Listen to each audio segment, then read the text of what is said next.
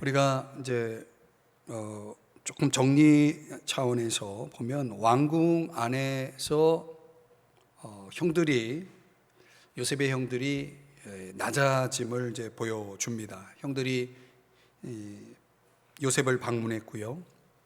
그리고 요셉의 아우 베냐민이 방문을 하고 43장에서, 그리고 이제 44장에서는 아주 통쾌한 요셉의 복수가 나오죠.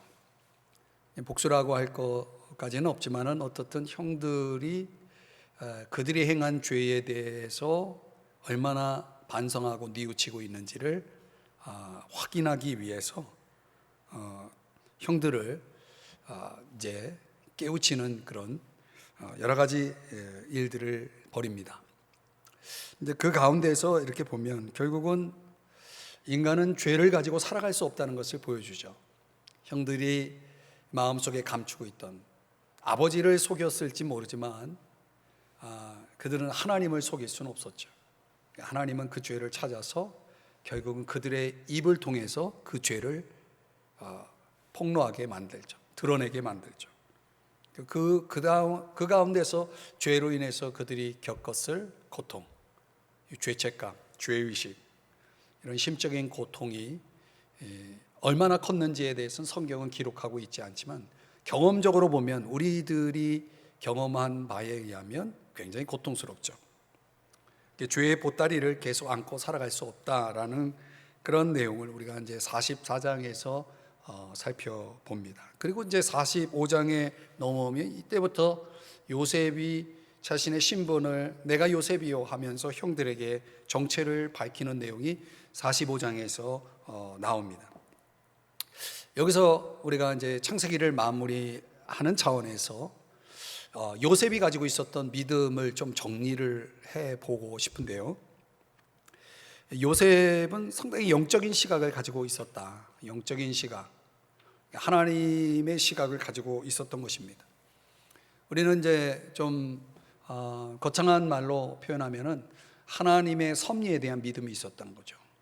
우리 한번 몇 군데만 좀 찾아보면요, 요셉이 가지고 있었던 믿음에 대한 성찰, 먼저 39장 3절 말씀을 한번 가보겠습니다. 잠깐 이제 우리가 전체적으로 요셉의 이야기 속에서 좀 마무리를 해보면요, 39장 3절 같이 함께 읽어봐요. 찾으셨나요? 같이 읽어봐요. 시작. 그의 주인이 여호와께서 그와 함께 하심을 보며 또 여호와께서 그의 범사에 형통하게 하심을 보았더라. 아멘. 여호와께서 요셉과 함께 하셨다. 이 요셉의 믿음이 뭡니까? 하나님이 나와 함께하고 있다는 믿음. 그는 비록 보디발 시위대장 집에 노예의 신분으로 들어갔지만 그보다 더 중요한 것은 하나님이 함께하고 있다는 거죠.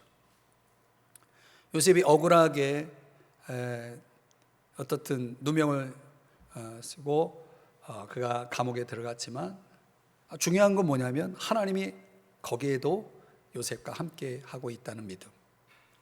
우리가 우리의 상황 속에서 종종 뭘 놓치냐면 하나님이 함께하고 있다는 것을 놓치죠.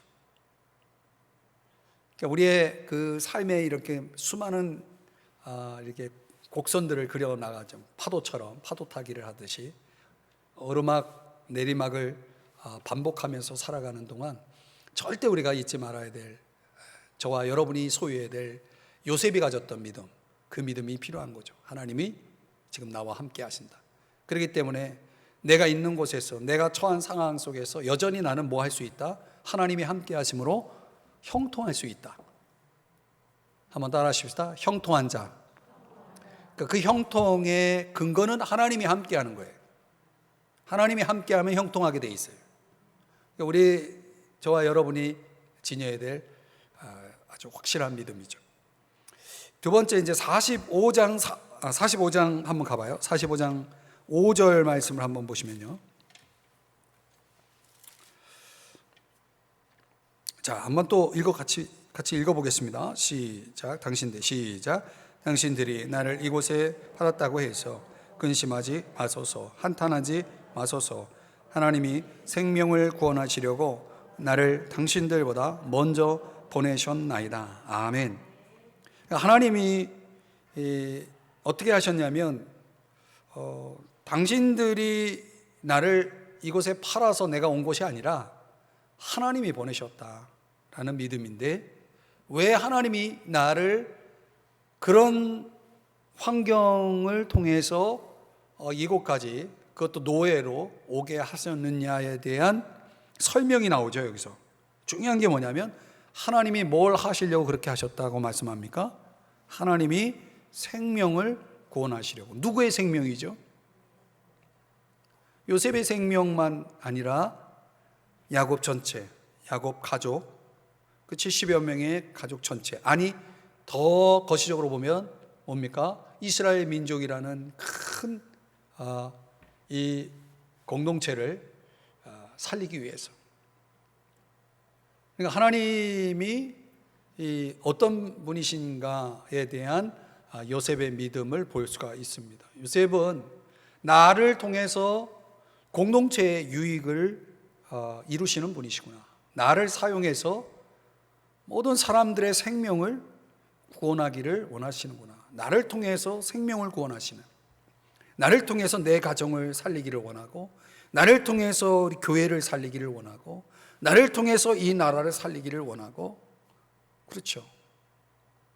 공동체의 유익, 나만을 위한 하나님으로 요셉이 믿은 게 아니라 자기 이익만 추구하는 그런 차원의 이기적 신자로 살아가는 것이 아니라, 나를 통해서 다른 사람들을 부욕해 하고 그들의 생명을 살리는 그런 일들을 위해서 하나님이 나를 쓰고 있다라고 하는 차원의 믿음을 가지고 있었다는 거죠.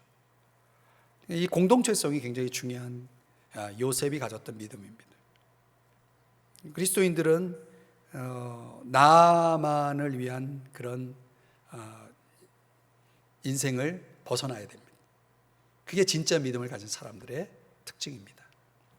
세 번째 말씀, 한번 요셉의 믿음을 또 가보면 50장 한번 가볼까요? 50장 20절.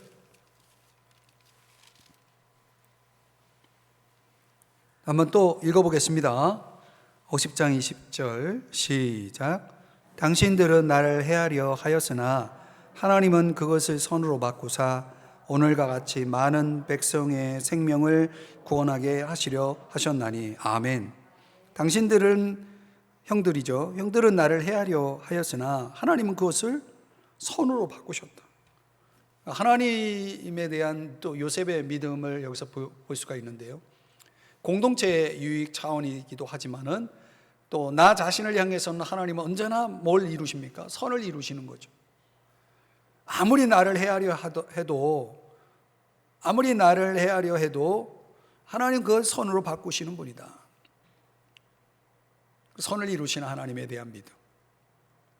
지금 내게 닥쳐온 여러 가지 일들이 마침내 이것이 나에게 선을 이룰 것이라고 하는 믿음. 지금은 아무리 불리하고, 지금은 아무리 어둡고 절망적일지라도 그걸 통해서라도 하나님은 얼마든지 선으로 바꾸실 수 있는 분. 그런 믿음을 저와 여러분도 가질 수 있기를 주의 이름으로 축복합니다. 또 하나 믿음을 한번 좀 보겠는데, 요셉의 믿음 속에서 24절을 한번 가봅니다. 24절을 또 읽어봐요. 50장 24절 시작. 요셉이 그의 형제들에게 이르되 나는 죽을 것이나 하나님이 당신들을 돌보시고 당신들을 이 땅에서 인도하여 내사 아브라함과 이삭과 야곱에게 맹세하신 땅에 이르게 하시리라 하고. 25절도 읽어요. 시작. 요셉이 또 이스라엘 자손에게 맹세시켜 이르기를 하나님이 반드시 당신들을 돌보시리니 당신들은 여기서 내 해골을 메고 올라가겠다 하라 하였더라. 아멘. 자, 분명히 여기에서 이제 요셉의 말하자면 유언이죠. 나를 이렇게 해달라라고 말하고 있는 것입니다. 그게 뭡니까? 내 유고를 가나안 땅으로 가지고 가달라는 것입니다. 여기에는 아주 중요한 믿음이 담겨 있는 것입니다. 무엇에 대한 믿음입니까? 하나님 약속에 대한 믿음이죠. 어떤 약속? 하나님이 나의 조상 아브라함과 이삭과 야곱에게 주셨던 약속. 그 약속이 뭡니까? 가나안 땅 아니겠습니까? 약속의 땅. 그 땅을 창세기 15장 주셨고 또 그 이후에도 여러 번 반복하지 않습니까? 누구까지 왔냐면 요셉까지 왔죠. 요셉에까지 온 그 약속의 말씀이 반드시 이루어질 것이라고 하는, 하나님이 반드시 당신들을 돌보시리니. 왜? 약속 때문에. 누구의 약속? 하나님의 약속. 하나님이 자기 조상 아브라함과 이삭과 야곱에게 하신 약속 때문에 이 약속이 반드시 이루어질 거라는 믿음. 그래서 그 믿음대로 하면 내 유골은 어디가 있어야 되냐면 애굽 땅이 아니라 가나안 땅에 들어가 있어야 된다는 거예요. 그러니까 내가 죽어서도 내 유골은 가나안 땅에 있어야 되는 겁니다. 나는 가나안 땅에 있어야 되는 겁니다. 여러분 죽어서 어디가 있어요? 이 땅에 있는 겁니까? 이 세상에 존재하는 겁니까? 세상에 묻혀 있는 겁니까? 어디가 있어요? 천국에 가 있죠.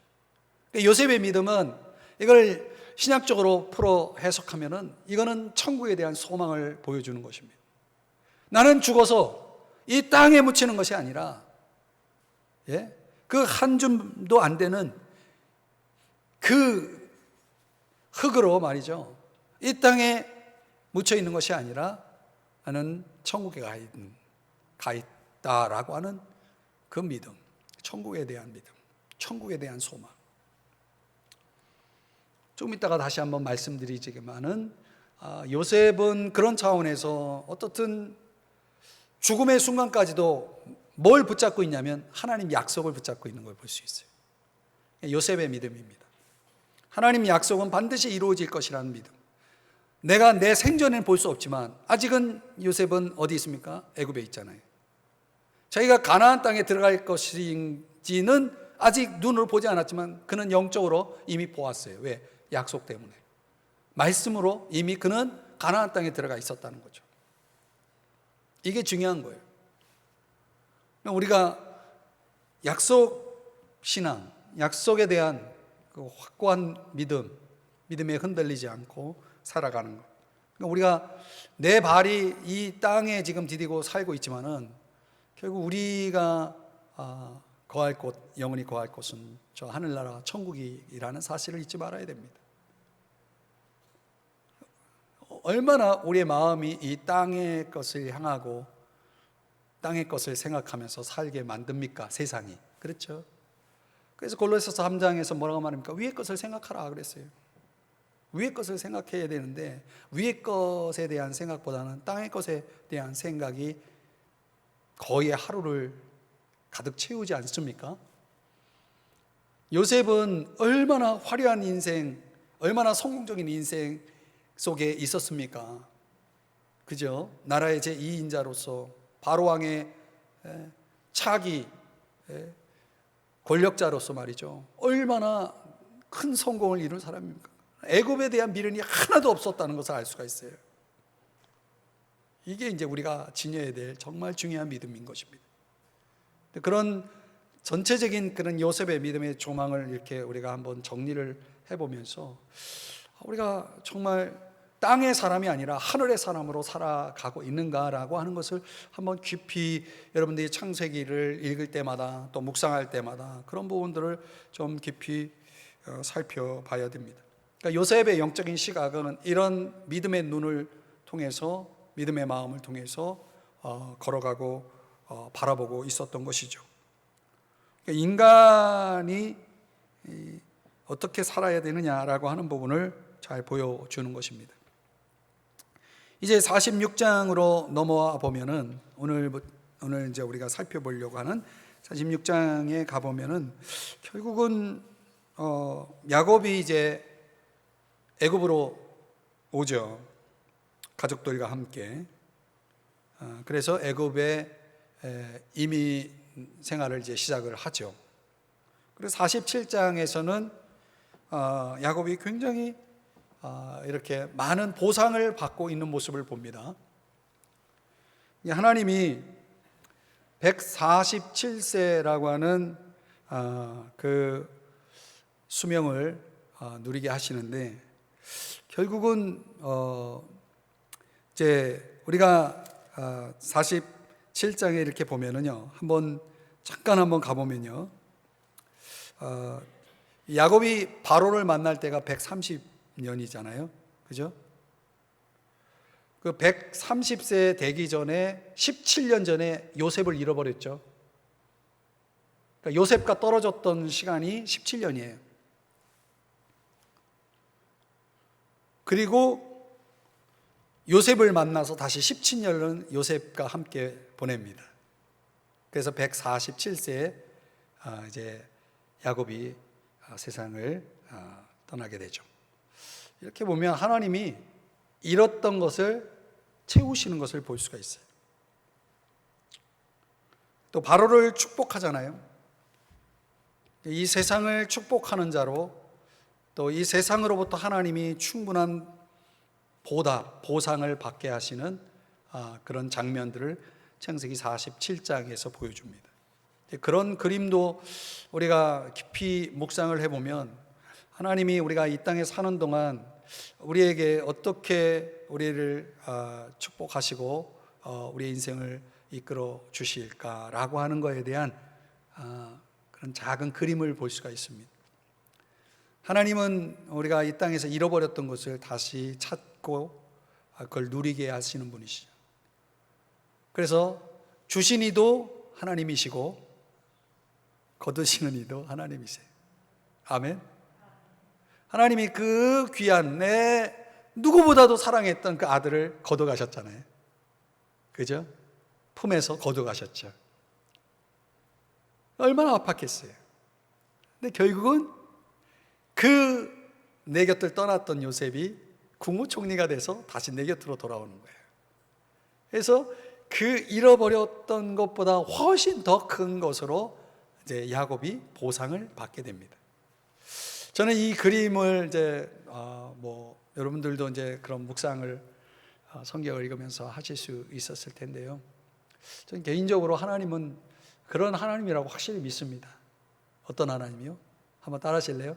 갚아주신 하나님. 저는 갚아주신 하나님에 대한 믿음이 있습니다.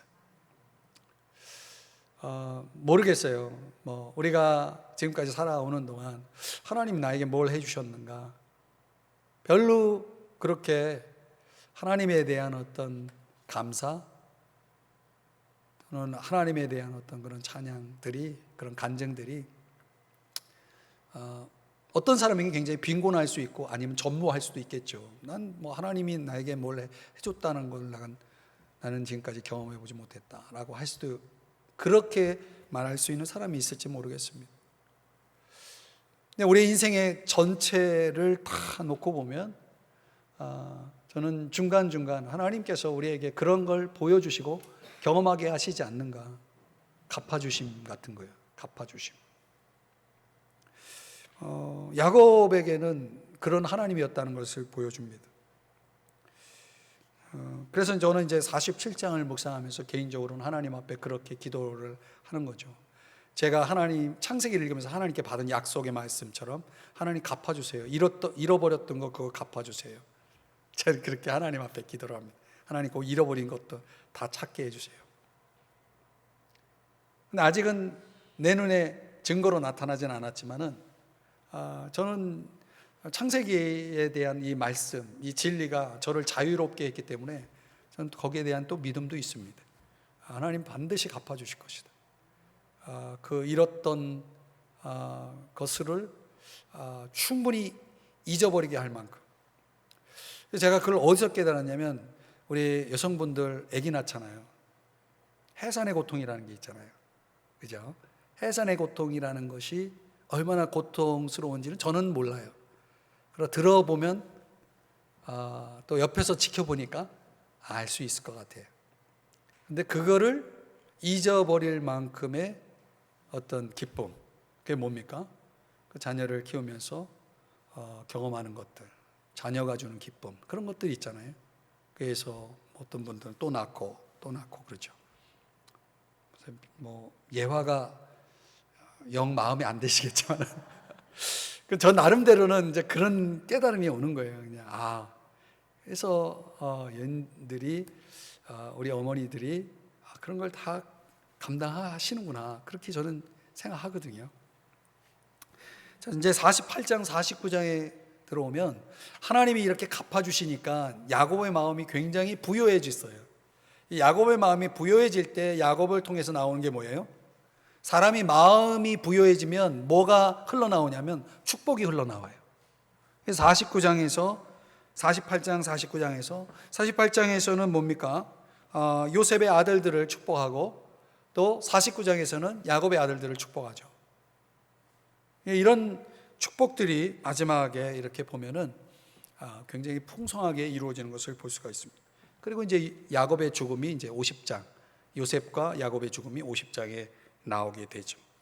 그래서 결국은 이런 전체적인 이렇게 이제 과정들을 이제 보면서 하나님이 한 사람의 인생을 참 이렇게 좀 파노라마식으로 펼쳐 가시면서 더 많은 그 이야기들을 담고 있고, 그 이야기 속에서 우리에게 주는 아주 풍성한 그런 교훈들이 있다는 것을 이제 보게 됩니다.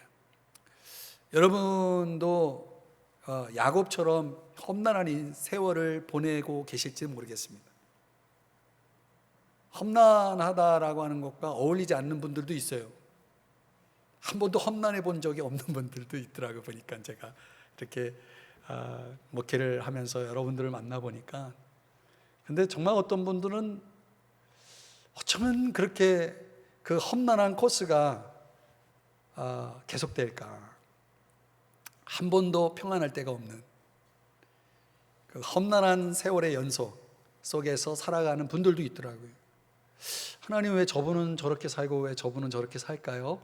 그런 생각을, 그런 의문을 제가 던질 때가 있는데, 다 그 사람마다 하나님의 뜻과 계획이 있겠죠. 제가 천국 가서 꼭 하나님께 분명한 답을 듣고 싶어요.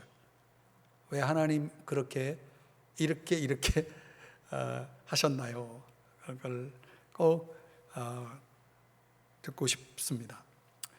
자, 이제 우리가 48장까지는 그렇게 이제 요약을 하고, 시간 관계상 49장으로 가보겠습니다. 49장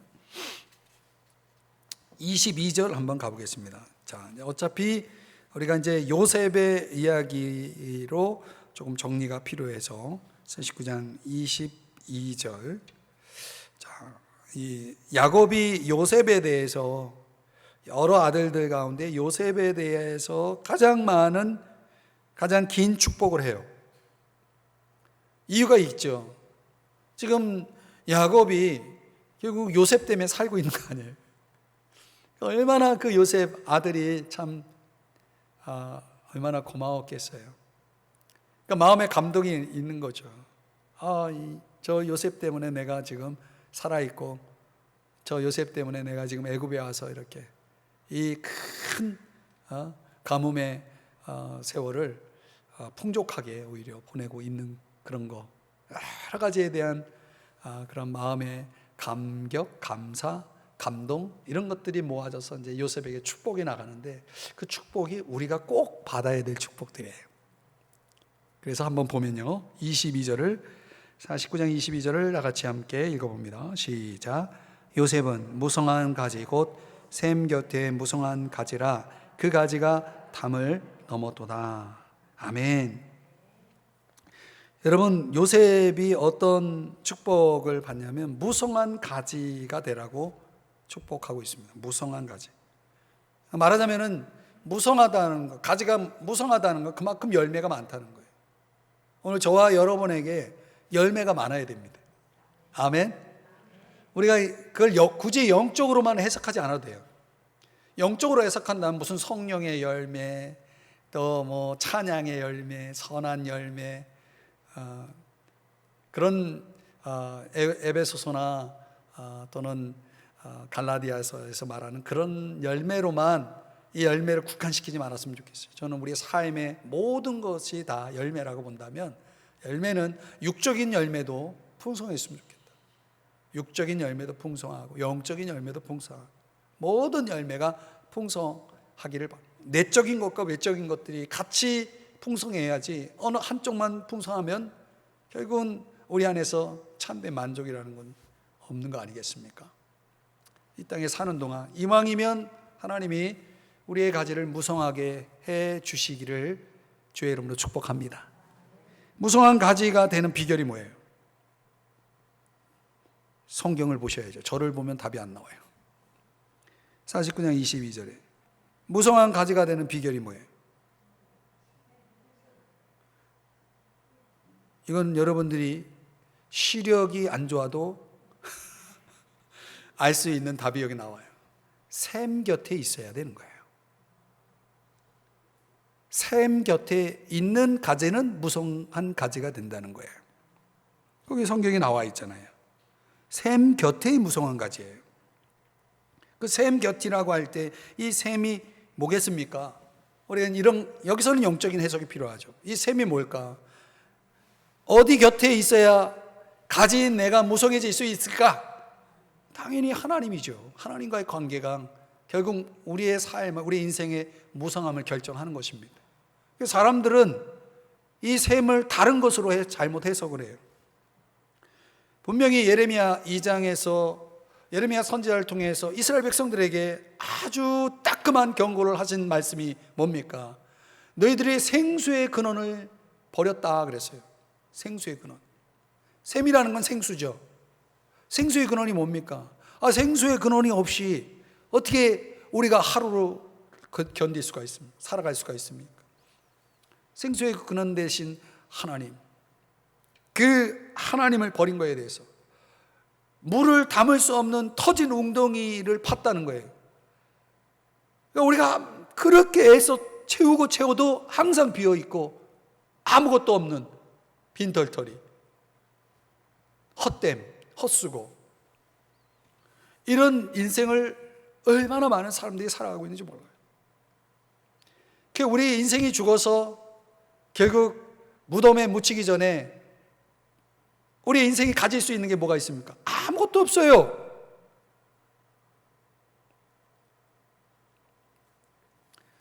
죽은 자를 향해서 거기에다가 많은 것들을 갖다 채워봐요. 그게 그분의 것이 되나?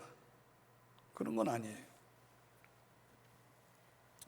터진 웅덩이에서 허덕이는 모습들을 우리는 종종 우리 주변에서 봅니다. 하나님을 버리면 인생은 터진 웅덩이가 되는 겁니다. 물을 담을 수 없기 때문에, 물이 없기 때문에 인생은 메마를 수밖에 없는 거죠. 열매는 없을 수밖에 없는 거죠. 그러니까 저와 여러분은 샘 곁에 있어야 돼요. 항상 하나님 곁에 있어야 돼요. 하나님 곁에 있었던 사람이 누구예요? 요셉이에요. 야곱이 그걸 본 거예요. 아니, 저 녀석이 어떻게, 나중에 그 스토리를 다 들었겠죠. 형들의 시기로, 노예로, 그것도 아주 값싼 노예로 팔려간 이 요셉이 지금 어떻게 저렇게 국무총리가 되어서 등장할 수 있느냐. 그 비결을 야곱은 너무나 잘 알고 있는 거예요. 샘 곁에 있었기 때문이구나. 그걸 우리는 이미 앞에서 살펴봤잖아요. 요셉은 어떤 상황이든 항상 하나님이 우선순위예요. 하나님이 우선순위여야 돼요. 하나님이 우선순위여야 됩니다. 할렐루야. 유혹을 받을 때도 하나님을 생각하고 그 유혹을 뿌리치고, 꿈을 해석할 때도 이건 하나님이 하실 겁니다 라고 하나님을 높이고, 바로에게 불려갈 때도 그는 하나님께 그 답을 구하잖아요.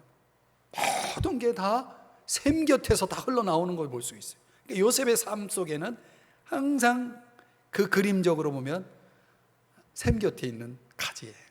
그러니 무성할 수밖에 없죠. 사랑하는 여러분, 저는 이제 이거를 적용적으로 보면 샘 곁에 있다는 건 하나님 앞에 늘 엎드린 사람을 얘기합니다.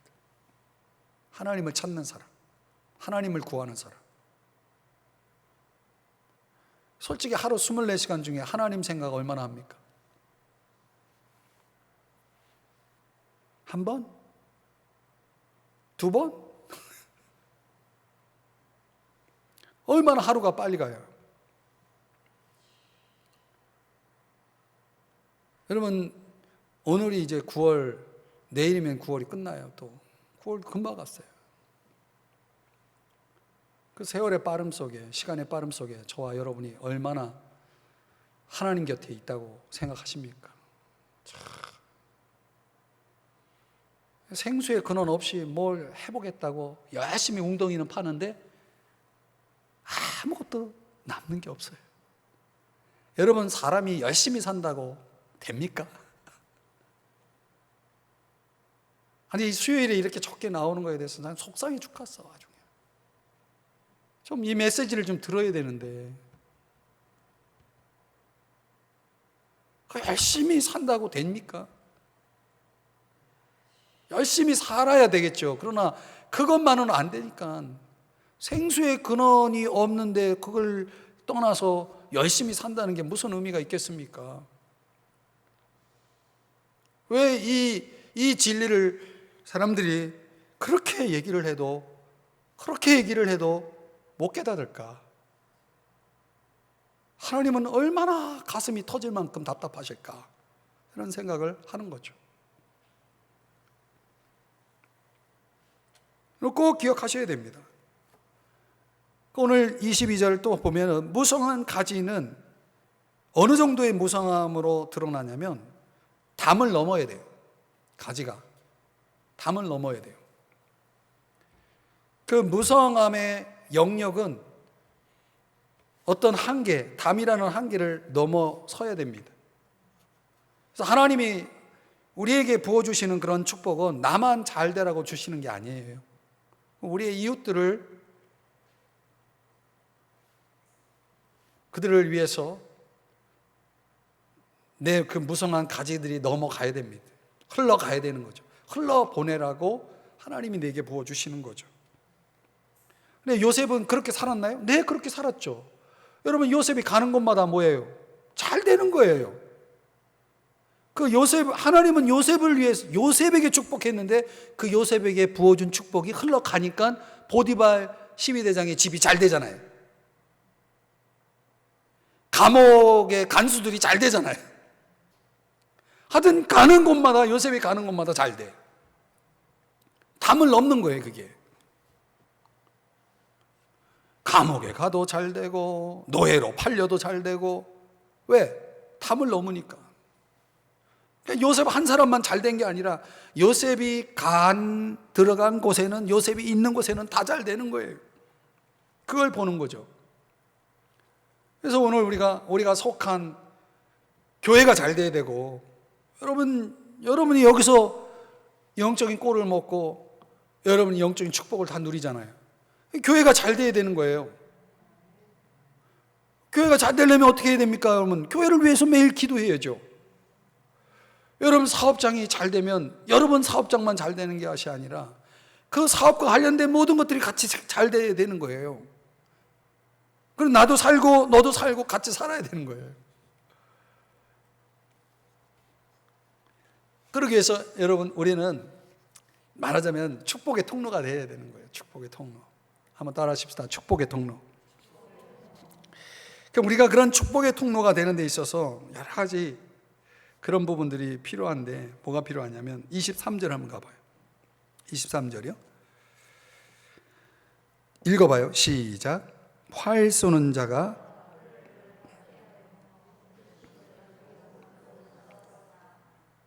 참 이 말씀도 기가 막힌 말씀입니다. 활 쏘는 자가 그를 학대하며 적개심을 가지고 그를 쏘아서. 여러분, 우리가 믿음의 삶을 살아가면요, 참 우리를 공격해 오는 것들이 많습니다. 요셉에게 활 쏘는 사람들이 많아요. 다 응원해주고 축하해주고 박수 쳐주는 게 아니라 활 쏘는 자가 그를 학대하는 거예요. 적개심을 가지고. 여러분, 내가 잘 돼봐요. 사람들이 다 좋아할 것 같죠? 배 아파해요. 얼마나 경쟁적이에요. 그런 공격을 버텨내야 돼요. 그런 싸움에서 살아남아야 돼요. 그러려면 24절이 필요한 거예요. 다 같이 시작. 요셉의 활은 도리어 굳세며 그의 팔은 힘이 있으니 이는 야곱의 전능자 이스라엘의 반석인 목자의 손을 힘입음이라. 여러분, 그 모든 나를 학대하고 적개심을 가지고 수많은 화살들이 나를 향해 날아오는데 그 화살들을 막아낼 뿐만 아니라 내 화살은 더 강해. 그렇게 돼야 된다는 거예요. 여기서 어떻게 그런 활이 주어질 수가 있느냐? 24절에서 뭐라고 말합니까? 야곱의 전능자 이스라엘의 반석인 목자의 손을 힘입음이라. 어떻게 강해질 수 있어요? 목자의 손을 힘입어야죠. 그러니까 우리 스스로는 강해질 수가 없는 것입니다. 우리 스스로는 강해질 수가 없는 것입니다. 우리 스스로는 강해질 수가 없는 것입니다. 그래서 우리는 항상 힘입어야 되는 것입니다. 은혜가 필요한 거죠. 요셉의 생애가 어떻게 그가 그 수많은 얼마나 성경이 다 다루고 소개하고 있지 않지만은 요셉을 시기하는 사람이 얼마나 많았겠고 요셉에게 정말 화를 쏘는 사람이 얼마나 많았을까. 여러분, 저 이스라엘 그것도 노예 출신의 한 청년이 말이죠, 국무총리가 됐을 때 얼마나 배 아파하고 얼마나 시기하는 애굽의 그 내노라하는 권력자들이 많았겠어요. 성경은 그런 얘기를 하지 않습니다. 그러나 요셉은 그런 것들을 다 덮을 수가 있었어요. 왜? 강하니까, 굳세니까. 어떻게? 전능자의 손을, 목자의 손을 힘입으니까. 그러니까 우리가 이 세상은 다 나를 대적하는 자라고 생각하면 돼요. 세상은 내 편이 없어요. 세상은 내 편이 없는 거예요. 세상은 우리를 공격하고 넘어지게 하고 우리를 죽이고 우리를 파괴하려고 해요. 왜? 세상이 마귀의 손에 있기 때문에 그래요. 그런 영적인 싸움에서 우리가 이겨낼 수 있는 방법은 마귀보다 더 강한 하나님 전능자의 손을 힘입어서 살아갈 수밖에 없는 거예요. 그래서 하나님의 전신갑주를 입으라고 바울이 그렇게 외친 거 아닙니까?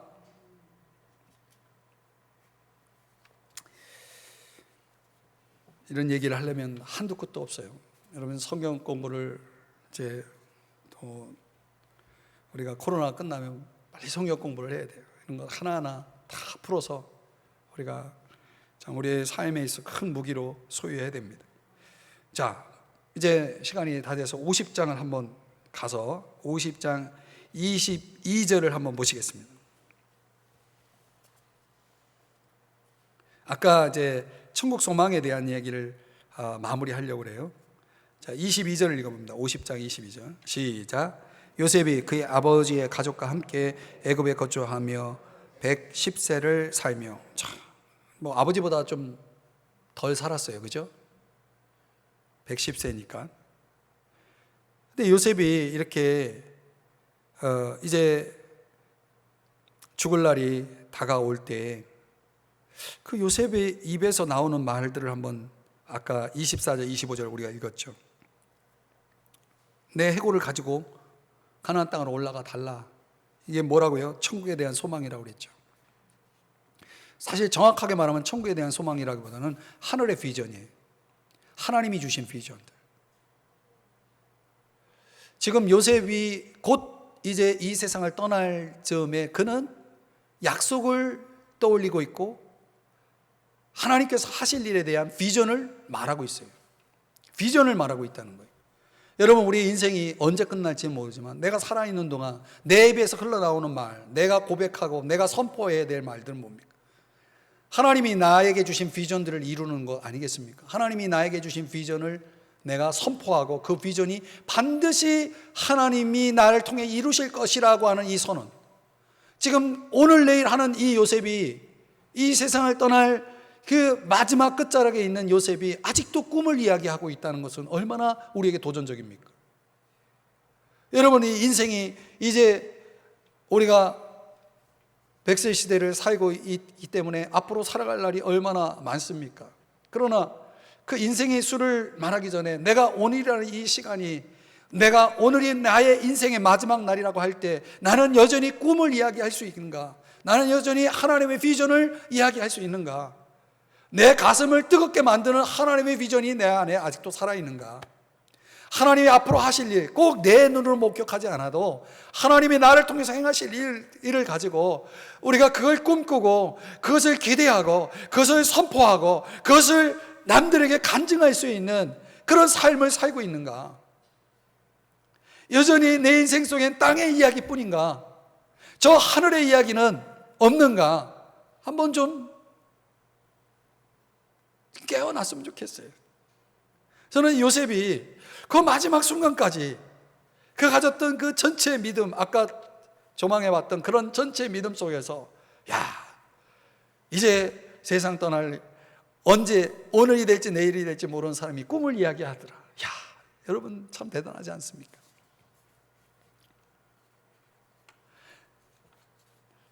오늘 저와 여러분 속에 이런 비전이 있었으면 좋겠어요. 하나님 반드시 이렇게 하실 것이다. 하나님 나를 통해서 하실 것이다. 이런 비전들을 자꾸 이야기하고 성도들과 이야기하고. 여러분, 코로나가 우리의 비전마저도 다 빼앗아 갔습니까? 좀 여러분들이 그런 마음을 가지고 하나님 앞에 기도하고 또 우리가 만나서 정말 성도들과 교제할 때 가족들과 그런 비전에 대해서 정말 우리가 담대하게 같이 나누고 이런 모습이 필요할 것 같아요. 그 시대에 묻히고 환경에 묻혀가지고 우리에게 있는 그 좋은 것들을 다 마귀에게 다 빼앗기고 남은 건 뭐만 있어요? 뭐만 있어요? 요즘 같으면 걱정밖에 없어. 맨날 걱정만 해.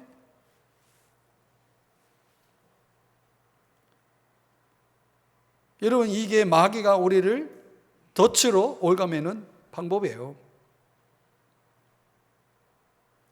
염려, 방탕함 이런 것들이 결국 우리를 붙잡는 가시가 되는 거예요.